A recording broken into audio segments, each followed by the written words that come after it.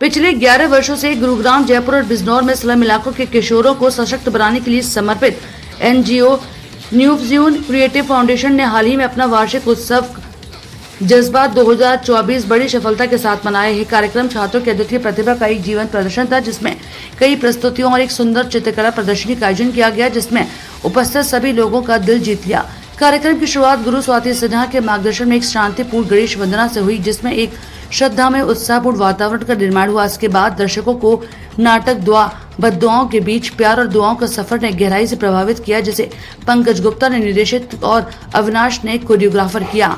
इस शक्तिशाली प्रदर्शन ने किन्नर समुदाय, समाज और अपने परिवारों में स्वीकृति पाने के संघर्षों को मार्मिक ढंग से प्रस्तावित किया। न्यूवज्यून क्रिएटिव फाउंडेशन ने किन्नर समुदाय के कई सदस्यों, जिनमें गुरु मां शिल्पी चौधरी भी शामिल थी, उनके साहस को समाज में उनके योगदान के लिए सम्मानित किया। जज्बा 2024 का एक महत्वपूर्ण आकर्षण प्रतिष्ठित काका हाथरसी पुस्तकों का वितरण था। पिछले 8 वर्षों से न्यूवज्यून ने पद्मश्री काका हाथरस जी की जयंती और पुण्यतिथि के अवसर पर इन पुरस्कारों का आयोजन किया है। न्यूवज्यून की संस्थापक डॉक्टर अनुभूति ने साझा किया कि इन पुरस्कारों की स्थापना छात्र को प्रेरित करने और काका जी के जीवन और कार्यों के बारे में जागरूकता फैलाने के लिए की गई है, ताकि नई पीढ़ी उनके उज्जवल जीवन से प्रेरणा ले सके। इस वर्ष काका हाथरसी शिक्षा पुरस्कार गुरुग्राम की वर्षा दास को उनके सराहनीय शैक्षिक करियर के लिए प्रदान किया गया।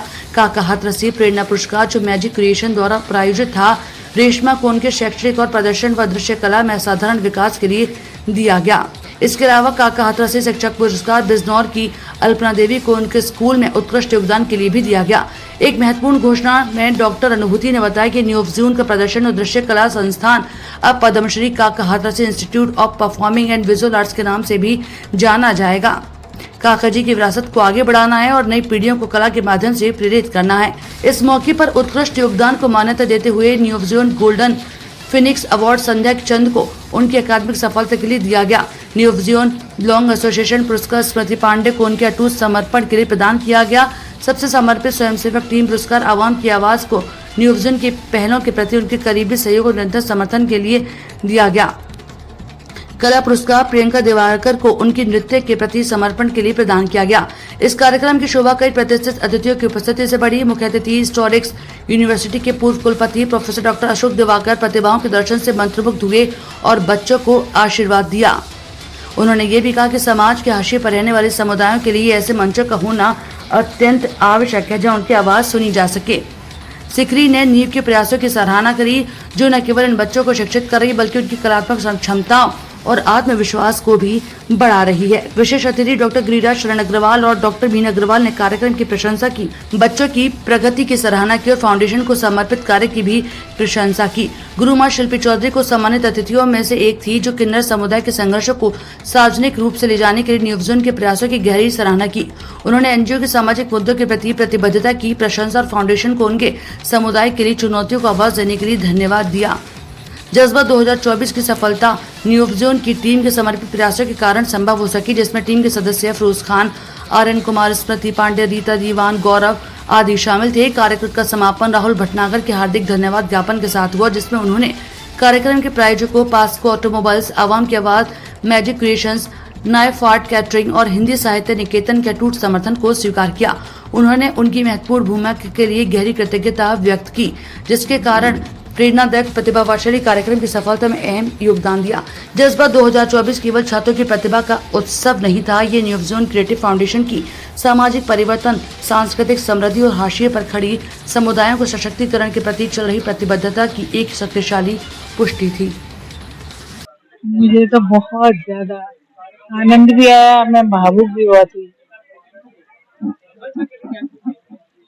बच्चे हमेशा और आगे बढ़ें, बढ़ते रहें, ऊंचाइयों को छुएं और देश का नाम रोशन करें। अगर आप पढ़ लिए तो जो आप महीने के अगर 15,000 20,000 कमा रहे हैं, आप पढ़ लिए तो आप उनको 50,000 60,000 1 लाख में भी बदल सकते हैं। तो पढ़ाई आपको मजबूत करती है, पढ़ाई आपको नॉलेज देती है और वो पढ़ाई बहुत इम्पोर्टेंट है। अगर आपको पढ़ने का मन नहीं है कोई बात नहीं है, लेकिन अपना कम से कम 10th और 12th कंप्लीट कर लीजिए, जिससे आपको आगे अच्छी नौकरियां मिल पाएं और अगर आपको कहीं पर भी कुछ भी प्रॉब्लम आ रही है तो आप न्यू फ्यूजन क्रिएटिव फाउंडेशन या मेरे को कांटेक्ट कर सकते हैं। हम आपको गाइड कर सकते हैं कि आप कैसे आगे बढ़ें। अच्छा लगा बच्चों ने जो किया। बच्चे ने बहुत ही जवाब भी नहीं मेरे मुंह पे कि मैं बोलूं। वो बच्चे ने इतना अच्छा किया, एकदम बोलने से बाहर आंसू आ गए।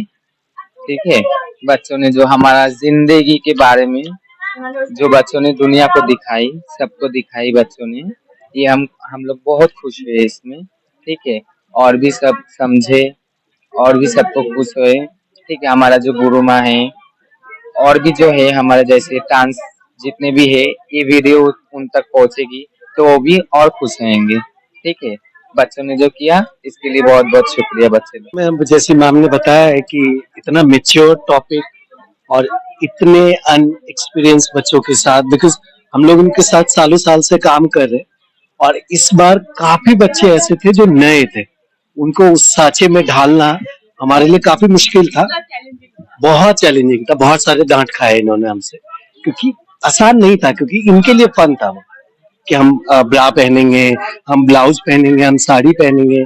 तो जिस एज में ये बच्चे हैं उनके लिए एक तरह से फन था, लेकिन उस चीज को समझाना कि जो कैरेक्टर आप कर रहे हो वो लोग ये चीज करते हैं, सोचो वो क्या सोचते हैं। न्यू फ्यूजन ने जो आज कार्यक्रम प्रस्तुत किया है, मैं समझ रहा हूं कि गुड़गांव में लंबे समय से ऐसा प्रोग्राम हमने नहीं देखा जिसने हमारे आंखों में आंसू ला दिए और हमारे सारे रोम रोम को झकझोर कर रख दिया। क्योंकि एक ऐसा दुर्गुह विषय है, ऐसा कॉम्प्लेक्स टॉपिक है जिस पर कोई भी उंगली उठाने पर डरता है कि कहीं समाज में कंट्रोवर्सी ना हो जाए, क्योंकि समाज रूढ़ियों में बंधे रहना चाहता है, समाज बाहर खुल के नहीं आना चाहता। वो हमेशा ये सोचता है कि मैनू की। लेकिन पहली बार मैडम ने और उनके परिवार ने ये जो नृत्य नाटक पेश किया है, पहली बार बंधनों को तोड़कर उन बच्चों ने उस विषय को दिल्ली तक पहुंचाया, सारे देश तक पहुंचाया है कि अब हमें अपना नजरिया बदलना पड़ेगा। ट्रांसजेंडर भी इंसान है, वो भी भगवान की देन है। हम अगर इस प्रकार भेदभाव नीति से उनको देखते रहे, उनको लांछन लगाते रहे, उनकी इंसल्ट करते रहे, तो वो कहाँ जाएंगे जिसकी वो गलती भी नहीं है कोई। देखिए, ये जो प्ले जो हम लोग सोच रहे थे, इसमें सबसे बड़ी बात मैं ये कहूंगा कि एज ए डायरेक्टर मुझे डर लग रहा था कि क्योंकि बच्चे छोटे हैं और ऐसा ना हो कि वो हंसी का पात्र बन जाए। तो हमारी पहली कोशिश यही थी कि जो भी वो एक्ट करें, जिस तरह भी उनको ट्रेन किया जाए, उसमें ये निकल के नहीं आए कि वो मजाक बना रहे हैं। ये मैं बिल्कुल नहीं चाहता था। हम लोग अक्सर ये डिस्कस किया करते थे कि बच्चों को ना सही से गाइड करना है, उनके बारे में सही से बताना है। मतलब बेसिकली कहीं ऐसा ना हो कि बस वो एंट्री करें और कुछ उनकी जैसे वो रिएक्शन करते हैं, जैसे वो एक्शन करते हैं, उस पर कुछ हंसे, वो हम लोग बिल्कुल नहीं चाहते थे। और आई थिंक बच्चों ने काफी मेहनत करी, काफी ये जो बच्चे हैं ना, इनको मैं करीब जब से एनजीओ शुरू हुआ है तब से देख रही हूँ, और इनको बचपन से बड़ा होते और अब अपने पैरों पर खड़ा होते देख रही हूँ।